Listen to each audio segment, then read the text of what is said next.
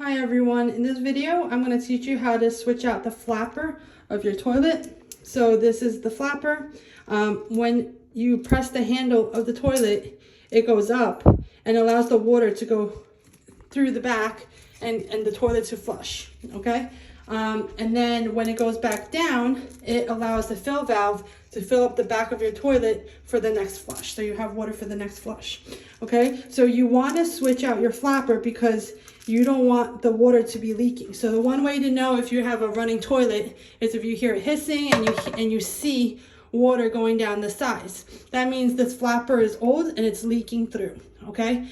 So how do you know when it's time to change it is you can put a little bit of food dye in the back of the tank and wait 10 minutes and see if inside your toilet it changes color. If it changes color, then your flapper is not having a good seal and you should be changing it. So why is this important is because this is a $6 to $10 part to switch out, and if you don't, you're going to be having a really high water bill and a sewage bill.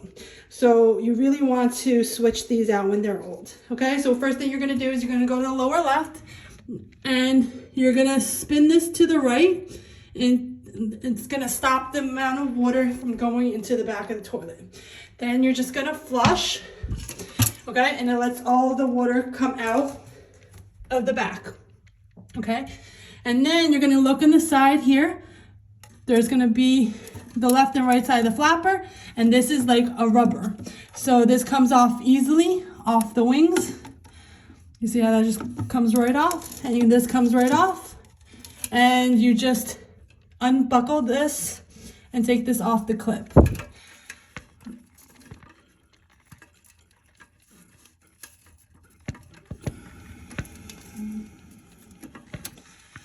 Sorry guys, I only have one hand. Okay, so that detaches it, and then you could switch the flapper. So how do you know if you're getting the right size flapper? So this is the hole where when you flush the water goes in, okay? So if this is the size of a baseball or a tennis ball, then you have a 2-inch flapper that you need. If it is bigger, and about the size of a softball, then you need to get the 3-inch. So you can just measure here, or you can actually take a tennis ball or a softball and see, if the tennis ball fits in perfectly, or a tennis ball, then it's a 2-inch. If it's a softball size, then you have the 3-inch. So there's many different types, but the one I got was this corky one. So you can see it replaces regular rubber ones, rigid ones, and the ones with floats, like my old one with float, okay? So all you have to do is do the reverse steps, so you're gonna put this in onto the right, onto the left, and then how do you determine the correct chain length? So you're gonna go basically to your handle, okay? And you are going to just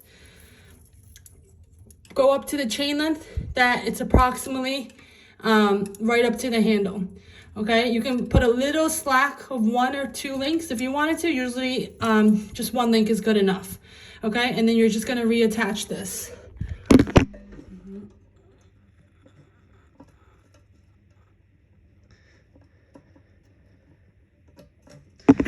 Okay, so you're gonna put the hook on, okay?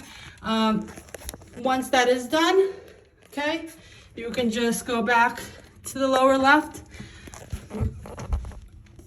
and you could slowly turn the water back on.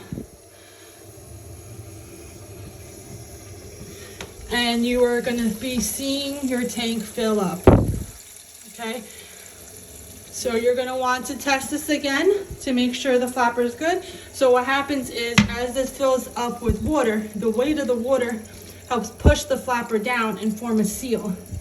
So that's why if it's old, it can start leaking, okay? So you're gonna just let this fill up, and then you should be able to test it and flush. And also, once the water stops, after about a minute, the water should stop running in your toilet. So you see how it's running in the back?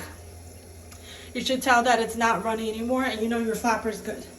All right, hope this helps. Like and subscribe.